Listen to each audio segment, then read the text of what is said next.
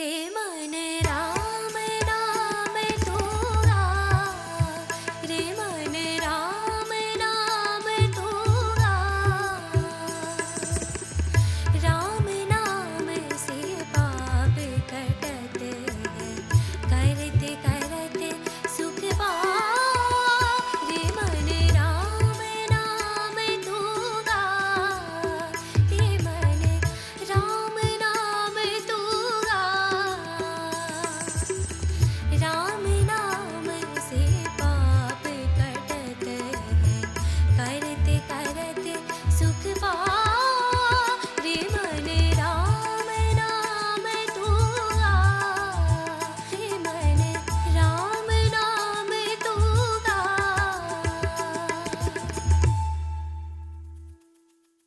माँ भारती का हिसाली वाली मैया का मैं चरण वंदन करती हूँ।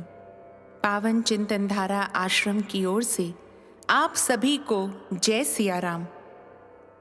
दुख में भी कैसे हंसते हुए हमारे प्रभु ने जीवन की सारी चुनौतियों का सामना किया, इसका प्रत्यक्ष प्रमाण है ऋषि वाल्मीकि कृत रामायण का अरण्य कांड। मैं आपको यही अरण्य कांड यथा रूप सुनाती हूँ, आप बस मन लगाकर सुनते जाइए। ओम श्री गणेशाय नमः। ओम श्री सरस्वते नमः। ओम श्री हनुमते नमः। ओम श्री गुरुवे नमः। श्री सियावर राम शरणागतम्। श्री सीताराम चंद्राभ्याम नमः। 50वां सर्ग।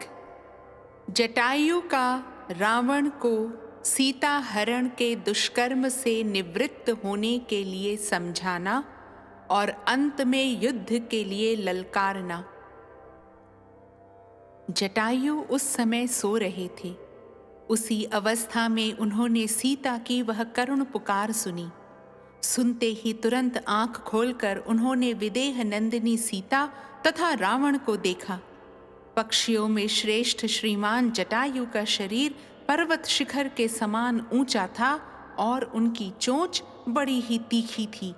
वे पेड़ पर बैठे ही बैठे रावण को लक्ष्य करके यह शुभ वचन बोले, दशमुख रावण, मैं प्राचीन सनातन धर्म में स्थित सत्य प्रतिज्ञ और महाबलवान गृध्रराज हूँ। मेरा नाम जटायु है। भैया, इस समय मेरे सामने तुम्हें ऐसा निंदित कर्म नहीं करना चाहिए। दशरथ नंदन श्री रामचंद्र जी संपूर्ण जगत के स्वामी, इंद्र और वरुण के समान पराक्रमी तथा सब लोगों के हित में संलग्न रहने वाले हैं। ये उन्हीं जगदीश्वर श्री राम के यशस्विनी धर्म पत्नी हैं। इन सुंदर शरीर वाली देवी का नाम सीता है, जिन्हें तुम हर कर ले जाना चाहते हो। अपने धर्म में स्थित रहने वाला कोई भी राजा भला पराई स्त्री का स्पर्श कैसे कर सकता है? महाबली रावण, राजाओं की स्त्रियों की तो सभी को विशेष रूप से रक्षा करनी चाहिए। पराई स्त्री के स्पर्श से जो नीच गति प्राप्त होने वाली है, उसे अपने आप से दूर हटा दो। धीर बुद्धिमान वह कर्म ना करे जिसकी दूसरे लोग निंदा करें। जैसे पराये पुरुषों के स्पर्श से अपनी स्त्री की रक्षा की जाती है, उसी प्रकार दूसरों की स्त्रियों की भी रक्षा करनी चाहिए। पुलत्स्य कुलनंदन, जिनकी शास्त्रों में चर्चा नहीं है, ऐसे धर्म, अर्थ अथवा काम का भी श्रेष्ठ पुरुष केवल राजा की देखा देखी आचरण करने लगते हैं। अतः राजा को अनुचित या अशास्त्रीय कर्म में प्रवृत्त नहीं होना चाहिए। राजा धर्म और काम का प्रवर्तक तथा द्रव्यों की उत्तम निधि है। अतः धर्म, सदाचार अथवा पाप, इनकी प्रवृत्ति का मूल कारण राजा ही है। राक्षस राज जब तुम्हारा स्वभाव ऐसा पापपूर्ण है और तुम इतने चपल हो, तब पापी को देवताओं के विमान की भांति तुम्हें यह ऐश्वर्य कैसे प्राप्त हो गया? जिसके स्वभाव में काम की प्रधानता है, उसके उस स्वभाव का परिमार्जन नहीं किया जा सकता, क्योंकि दुष्ट आत्माओं के घर में दीर्घ काल के बाद भी पुण्य का आवास नहीं होता। जब महाबली धर्मात्मा श्री राम तुम्हारे राज्य अथवा नगर में कोई अपराध नहीं करते हैं, तब तुम उनका अपराध कैसे कर रहे हो? यदि पहले शूर्पणखा का बदला लेने के लिए चढ़कर आए हुए अत्याचारी खर का अनायास ही महान कर्म करने वाले श्री राम ने वध किया, तो तुम ही ठीक ठीक बताओ कि इसमें श्री राम का क्या अपराध है, जिससे तुम उन जगदीश्वर की पत्नी को हर ले जाना चाहते हो? रावण, अब शीघ्र ही विदेह कुमारी सीता को छोड़ दो, जिससे श्री रामचंद्र जी अपनी अग्नि के समान भयंकर दृष्टि से तुम्हें जलाकर भस्म न कर डाले। जैसे इंद्र का वज्र वृत्तासुर का विनाश कर डाला था, उसी प्रकार श्री राम की रोषपूर्ण दृष्टि दग्ध कर डालेगी। तुमने अपने कपड़े में विषधर सर्प को बांध लिया है, फिर भी इस बात को समझ नहीं पाते हो। तुमने अपने गले में मौत की फांसी डाल ली है, फिर भी यह तुम्हें सूझ नहीं रहा है। सौम्य पुरुष को उतना ही बोझ उठाना चाहिए जो उसे शिथिल न कर दे, और वही अन्न भोजन करना चाहिए जो पेट में जाकर पच जाए, रोग न पैदा करे। जो कार्य करने से न तो धर्म होता हो, न कीर्ति बढ़ती हो, और न अक्षय यश ही प्राप्त होता हो, उल्टे शरीर को खेद हो रहा हो, उस कर्म का अनुष्ठान कौन करेगा? रावण, बाप दादों से प्राप्त इस पक्षियों के राज्य का विधिवत पालन करते हुए मुझे जन्म से लेकर अब तक 60,000 वर्ष बीत गए। अब मैं बूढ़ा हो गया हूँ और तुम नव युवक हो। मेरे पास कोई युद्ध का साधन नहीं है, किंतु तुम्हारे पास धनुष, कवच, बाण तथा रथ सब कुछ है। फिर भी तुम सीता को लेकर कुशल पूर्वक नहीं जा सकोगे। मेरे देखते देखते तुम विदेह नंदिनी सीता का बलपूर्वक अपहरण नहीं कर सकते। ठीक उसी तरह जैसे कोई न्याय संगत हेतुओं से सत्य सिद्ध हुई वैदिक श्रुति को अपनी युक्तियों के बल पर पलट नहीं सकता। रावण, यदि शूरवीर हो तो युद्ध करो, मेरे सामने 2 घड़ी ठहर जाओ। फिर जैसे पहले खर मारा गया था, उसी प्रकार तुम भी मेरे द्वारा मारे जाकर सदा के लिए सो जाओगे। जिन्होंने युद्ध में अनेक बार दैत्यों और दानवों का वध किया है, वे चीर वस्त्रधारी भगवान श्री राम तुम्हारा भी शीघ्र ही युद्ध भूमि में विनाश करेंगे। इस समय मैं क्या कर सकता हूँ? वे दोनों राजकुमार बहुत दूर चले गए हैं। नीच, यदि मैं उन्हें बुलाने जाऊं तो तुम उन दोनों से भयभीत होकर शीघ्र ही भाग जाओगे, आंखों से ओझल हो जाओगे, इसमें संशय नहीं है। कमल के समान नेत्रों वाली ये शुभ लक्षणा सीता श्री रामचंद्र जी की प्यारी पटरानी है।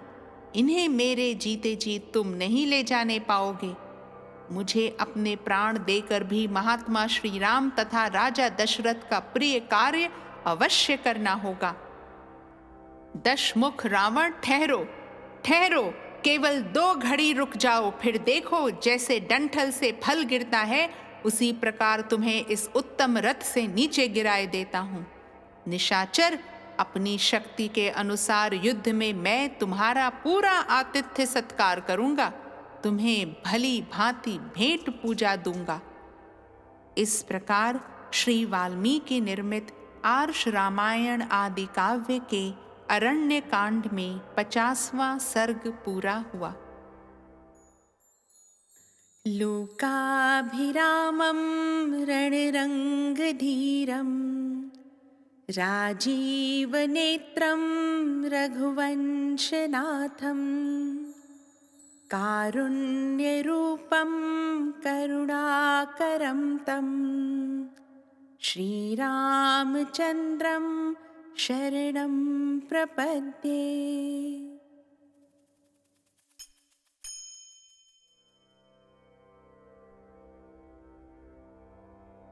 51वां सर्ग। जटायु तथा रावण का घोर युद्ध और रावण के द्वारा जटायु का वध। जटायु के ऐसा कहने पर राक्षस राज रावण क्रोध से आंखें लाल किए अमर्ष में भरकर उन पक्षीराज की ओर दौड़ा। उस समय उनके कानों में तपाए हुए सोने के कुंडल झलमला रहे थे। उस महासमर में उन दोनों का एक दूसरे पर भयंकर प्रहार होने लगा, मानो आकाश में वायु से उड़ाए गए दो मेघखंड आपस में टकरा गए हों। उस समय गृध्र और राक्षस में वह बड़ा अद्भुत युद्ध होने लगा, मानो दो पंखधारी माल्यवान पर्वत एक दूसरे से भिड़ गए हों। रावण ने महाबली गृधराज जटायु पर नालीक, नाराच तथा तीखे अग्रभाग वाले विकर्णी नामक महाभयंकर अस्त्रों की वर्षा आरंभ कर दी। पक्षीराज गृध जातीय जटायु ने युद्ध में रावण के उन बाण समूहों तथा अन्य अस्त्रों का आघात सह लिया। साथ ही उन महाबली पक्षी शिरोमणि ने अपने तीखे नखों वाले पंजों से मार मार कर रावण के शरीर में बहुत से घाव कर दिए। तब दशग्रीव ने क्रोध में भरकर अपने शत्रु को मार डालने की इच्छा से 10 बाण हाथ में लिए, जो काल दंड के समान भयंकर थे। महापराक्रमी रावण ने धनुष को पूर्णतः खींचकर छोड़े गए उन सीधे जाने वाले तीखे पैने और भयंकर बाणों द्वारा, जिनके मुख पर शल्य कांटे लगे हुए थे, गृधराज को शत विक्षत कर दिया। जटायु ने देखा जनक नंदिनी सीता राक्षस के रथ पर बैठी हैं और नेत्रों से आंसू बहा रही हैं। उन्हें देखकर गृधराज अपने शरीर में लगते हुए उन बाणों की परवाह न करके सहसा उस राक्षस पर टूट पड़े। महातेजस्वी पक्षीराज जटायु ने मोती मणियों से विभूषित बाण सहित रावण के धनुष को अपने दोनों पैरों से मारकर तोड़ दिया। फिर तो रावण क्रोध से भर गया और दूसरा धनुष हाथ में लेकर उसने सैकड़ों हजारों बाणों की झड़ी लगा दी। उस समय उस युद्ध स्थल में गृधराज के चारों ओर बाणों का जाल सा तन गया। वे उस समय घोंसले में बैठे हुए पक्षी के समान प्रतीत होने लगे। तब महातेजस्वी जटायु ने अपने दोनों पंखों से ही उन बाणों को उड़ा दिया और पंजों की मार से पुनः उसके धनुष के टुकड़े टुकड़े कर डाले। रावण का कवच अग्नि के समान प्रज्वलित हो रहा था। महातेजस्वी पक्षीराज ने उसे भी पंखों से ही मारकर छिन्न भिन्न कर दिया। तत्पश्चात उन बलवान वीर ने सम्रांगण में पिशाच के से मुख वाले उन वेगशाली गधों को भी, जिनकी छाती पर सोने के कवच बंधे हुए थे, मार डाला। तदनंतर अग्नि की भांति दीप्तिमान मणिमय सोपान से विचित्र अंगों वाले तथा इच्छानुसार चलने वाले उसके त्रिवेणु संपन्न विशाल रथ को भी तोड़ फोड़ डाला। इसके बाद पूर्ण चंद्रमा की भांति सुशोभित छत्र और चंवर को भी उन्हें धारण करने वाले राक्षसों के साथ ही वेग पूर्वक मार गिराया। फिर उन महाबली तेजस्वी पक्षीराज ने बड़े वेग से चोंच मारकर रावण के सारथी का विशाल मस्तक भी धड़ से अलग कर दिया। इस प्रकार जब धनुष टूटा, रथ चौपट हुआ, घोड़े मारे गए और सारथी भी काल के गाल में चला गया, तब रावण सीता को गोद में लिए लिए पृथ्वी पर गिर पड़ा। रथ टूट जाने से रावण को धरती पर पड़ा देख सब प्राणी साधु साधु कहकर गृधराज की प्रशंसा करने लगे। वृद्धावस्था के कारण पक्षीराज को थका हुआ देख रावण को बड़ा हर्ष हुआ और वो मैथिली को लिए हुए फिर आकाश में उड़ चला। जनक किशोरी को गोद में लेकर जब रावण प्रसन्नता पूर्वक जाने लगा, उस समय उसके अन्य सब साधन तो नष्ट हो गए थे, किंतु एक तलवार उसके पास शेष रह गई थी। उसे जाते देख महातेजस्वी गृधराज जटायु उड़कर रावण की ओर दौड़े और उसे रोककर इस प्रकार बोले, मंद बुद्धि रावण, जिनके बाणों का स्पर्श वज्र के समान है, उन श्री राम के इन धर्म पत्नी सीता को तुम अवश्य राक्षसों के वध के लिए ही ले जा रहे हो। जैसे प्यासा मनुष्य जल पी रहा हो, उसी प्रकार तुम मित्र, बंधु, मंत्री, सेना तथा परिवार सहित यह विषपान कर रहे हो। अपने कर्मों का परिणाम न जानने वाले अज्ञानी जन जैसे शीघ्र ही नष्ट हो जाते हैं, उसी प्रकार तुम भी विनाश के गर्त में गिरोगे। तुम काल पाश में बंध गए हो, कहाँ जाकर उससे छुटकारा पाओगे?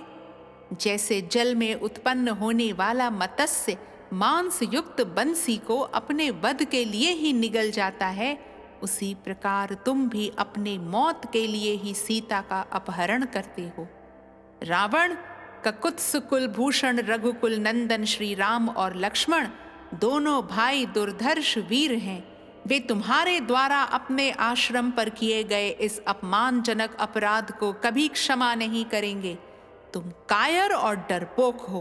तुमने जैसा लोक निंदित कर्म किया है, यह चोरों का मार्ग है। वीर पुरुष ऐसे मार्ग का आश्रय नहीं लेते हैं। रावण, यदि शूरवीर हो तो 2 घड़ी और ठहरो और मुझसे युद्ध करो, फिर तो तुम भी उसी प्रकार मरकर पृथ्वी पर सो जाओगे जैसे तुम्हारा भाई खर सोया था। विनाश के समय पुरुष जैसा कर्म करता है, तुमने भी अपने विनाश के लिए वैसे ही अधर्म पूर्ण कर्म को अपनाया है। जिस कर्म को करने से कर्ता का पाप के फल से संबंध होता है, उस कर्म को कौन पुरुष निश्चित रूप से कर सकता है? लोकपाल इंद्र तथा भगवान स्वयं भू ब्रह्मा भी वैसा कर्म नहीं कर सकते। इस प्रकार उत्तम वचन कहकर पराक्रमी जटायु उस राक्षस दशग्रीव की पीठ पर बड़े वेग से जा बैठे और उसे पकड़कर अपने तीखे नखों द्वारा चारों ओर से चीरने लगे, मानो कोई हाथीवान किसी दुष्ट हाथी के ऊपर सवार होकर उसे अंकुश से छेद रहा हो। नख, पांख और चोंच ये ही जटायु के हथियार थे। वे नखों से खरोंचते थे, पीठ पर चोंच मारते थे और बाल पकड़कर उखाड़ लेते थे। इस प्रकार जब गृधराज ने बारंबार क्लेश पहुंचाया, तब राक्षस रावण कांप उठा। क्रोध के मारे उसके ओठ फड़कने लगे। उस समय क्रोध से भरे रावण ने विदेह नंदिनी सीता को बाईं गोद में करके अत्यंत पीड़ित हो जटायु पर तमाचे का प्रहार किया, परंतु उस वार को बचाकर शत्रुदमन गृधराज जटायु ने अपनी चोंच से मार मार कर 10 बाईं भुजाओं को उखाड़ लिया। उन बाहों के कट जाने पर बांबी से प्रकट होने वाले विष की ज्वाला मालाओं से युक्त सर्पों की भांति तुरंत दूसरी नई भुजाएं सहसा उत्पन्न हो गईं। तब पराक्रमी दशानन ने सीता को तो छोड़ दिया और गृधराज को क्रोध पूर्वक मुक्कों और लातों से मारना आरंभ किया। उस समय उन दोनों अनुपम पराक्रमी वीर राक्षस राज रावण और पक्षीराज जटायु में 2 घड़ी तक घोर संग्राम होता रहा। तदनंतर रावण ने तलवार निकाली और श्री रामचंद्र जी के लिए पराक्रम करने वाले जटायु के दोनों पंख, पैर तथा पार्श्व भाग काट डाले। भयंकर कर्म करने वाले उस राक्षस के द्वारा सहसा पंख काट लिए जाने पर महागृध्र जटायु पृथ्वी पर गिर पड़े। अब वे थोड़ी ही देर के मेहमान थे। अपने बांधव के समान जटायु को खून से लथपथ होकर पृथ्वी पर पड़ा देख सीता दुख से व्याकुल हो उनकी ओर दौड़ी। जटायु के शरीर की कांति नीले मेघ के समान काली थी। उनकी छाती का रंग श्वेत था। वे बड़े पराक्रमी थे, तो भी उस समय बुझे हुए दावानल के समान पृथ्वी पर पड़ गए। लंकापति रावण ने उन्हें इस अवस्था में देखा। तदनंतर रावण के वेग से रौंदे जाकर धराशायी हुए जटायु को पकड़कर चंद्रमुखी जनक नंदिनी सीता पुनः उस समय वहां रोने लगी। इस प्रकार श्री वाल्मीकि निर्मित आर्ष रामायण आदि काव्य के अरण्य कांड में 51वां सर्ग पूरा हुआ।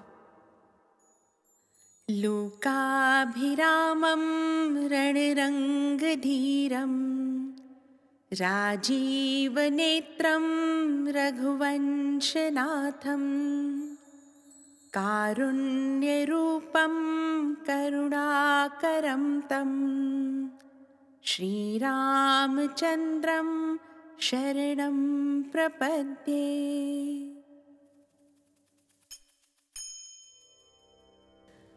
52वां सर्ग रावण द्वारा सीता का अपहरण।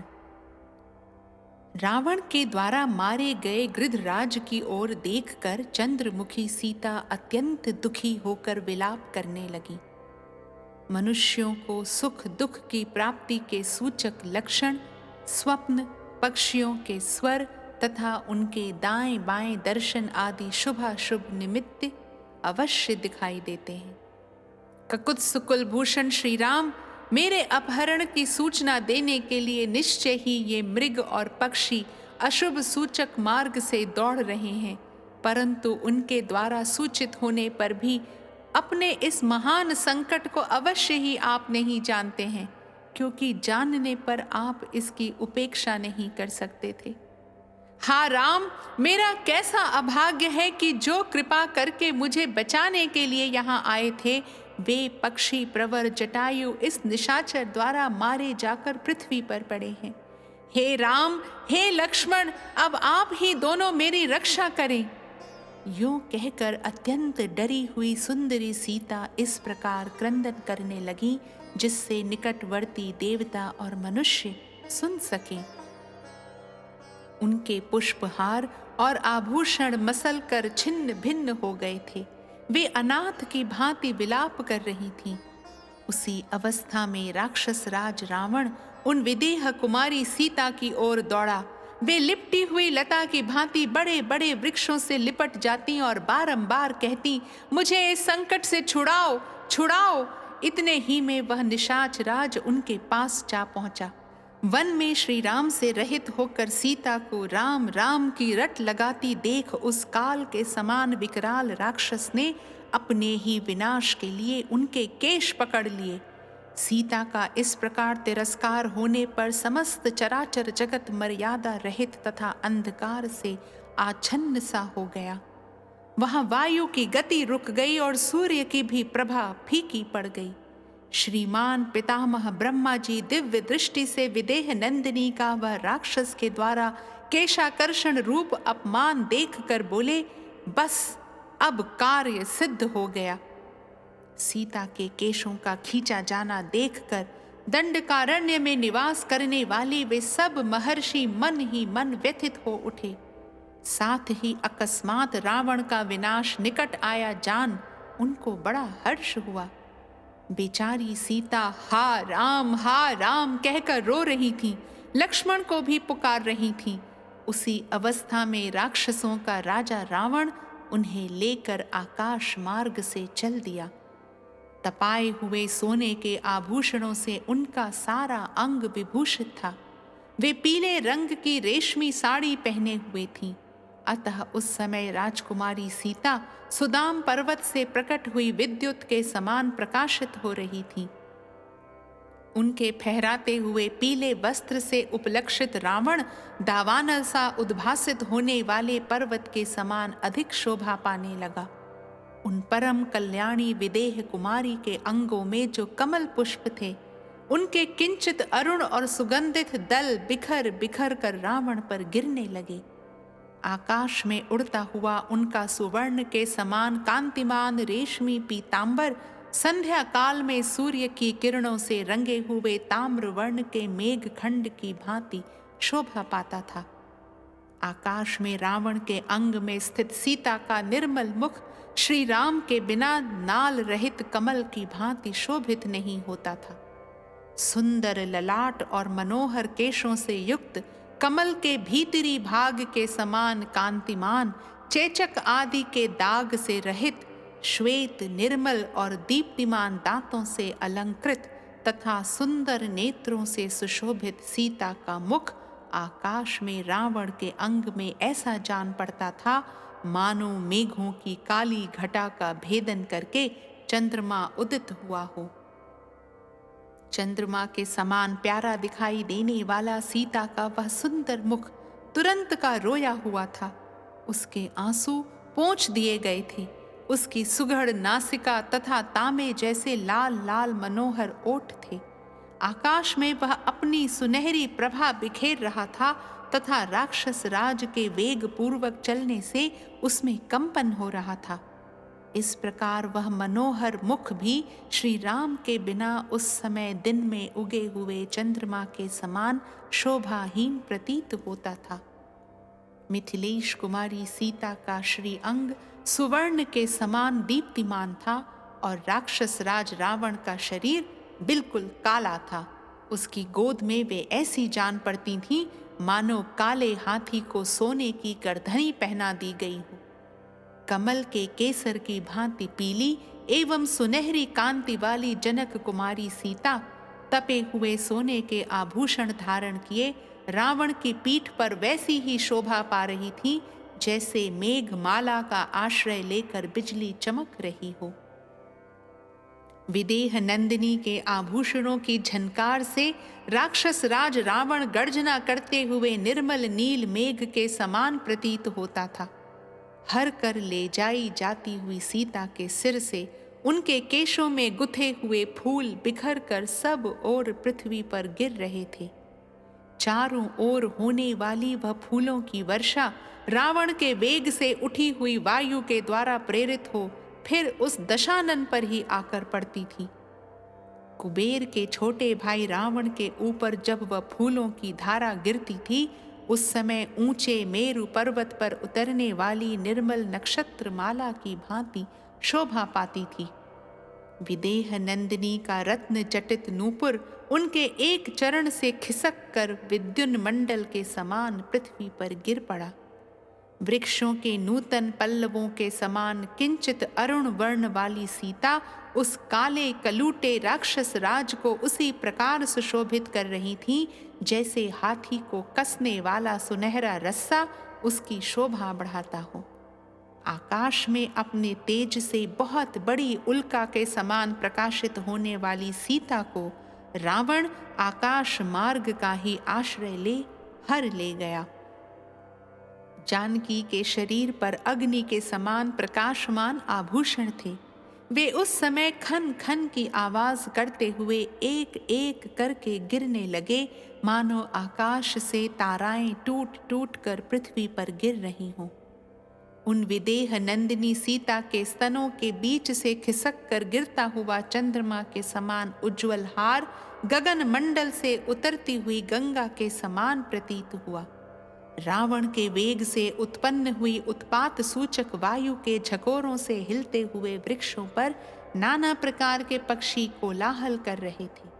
उन्हें देखकर ऐसा जान पड़ता था मानो वे वृक्ष अपने सिरों को हिला हिला कर संकेत करते हुए सीता से कह रहे हैं कि तुम डरो मत। जिनके कमल सूख गए थे और मत्स्य आदि जलचर जीव डर गए थे वे पुष्करणियां उत्साहहीन हुई मिथिलेश कुमारी सीता को मानो अपनी सखी मानकर उनके लिए शोक कर रही थी। उस सीता हरण के समय रावण पर रोष सा करके सिंह व्याघ्र मृग और पक्षी सब ओर से सीता की परछाई का अनुसरण करते हुए दौड़ रहे थे। जब सीता हरी जाने लगी उस समय वहां के पर्वत झरनों के रूप में आंसू बहाते हुए ऊंचे शिखरों के रूप में अपनी भुजाएं ऊपर उठाकर मानो जोर जोर से चीत्कार कर रहे थे। सीता का हरण होता देख श्रीमान सूर्य देव दुखी हो गए। उनकी प्रभा नष्ट सी हो गई तथा उनका मुखमंडल पीला पड़ गया। हाय हाय, जब श्री रामचंद्र जी की धर्म पत्नी विदेह नंदिनी सीता को रावण हर कर लिए जा रहा है तब यही कहना पड़ता है कि संसार में धर्म नहीं है, सत्य भी कहाँ है, सरलता और दया का भी सर्वथा लोप हो गया है। इस प्रकार वहां झुंड के झुंड एकत्र हो सब प्राणी विलाप कर रहे थे। मृगों के बच्चे भयभीत हो दीन मुख से रो रहे थे। श्री राम को जोर जोर से पुकारती और वैसे भारी दुख में पड़ी हुई सीता को अपनी विलक्षण आंखों से बारंबार देख देख कर भय के मारे वन देवताओं के अंग थर थर कांपने लगे। विदेह नंदिनी मधुर स्वर में हा राम हा लक्ष्मण की पुकार करती हुई बारंबार भूतल की ओर देख रही थी। उनके केश खुलकर सब ओर फैल गए थे और ललाट की बेंदी मिट गई थी। वैसी अवस्था में दशग्रीव रावण अपने ही विनाश के लिए मनस्विनी सीता को लिए जा रहा था। उस समय मनोहर दांत और पवित्र मुस्कान वाली मिथिलेश कुमारी सीता, जो अपने बंधु जनों से बिछुड़ गई थीं, दोनों भाई श्री राम और लक्ष्मण को न देखकर भय के भार से व्यथित हो उठी। उनके मुखमंडल की कांति फीकी पड़ गई।